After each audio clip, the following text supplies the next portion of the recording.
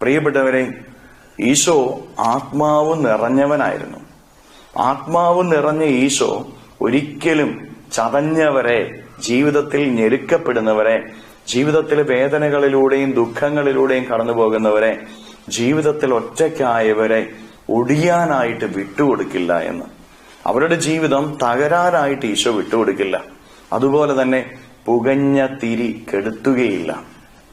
പുകഞ്ഞ തിരി കെടുത്തുകയില്ല എന്ന് പറഞ്ഞു കഴിഞ്ഞാൽ ജീവിതത്തിൽ പ്രത്യാശയുടെ വെട്ടം നഷ്ടപ്പെട്ടുകൊണ്ടിരിക്കുന്നവരെ കർത്താവ് കൈവിടുകയില്ല.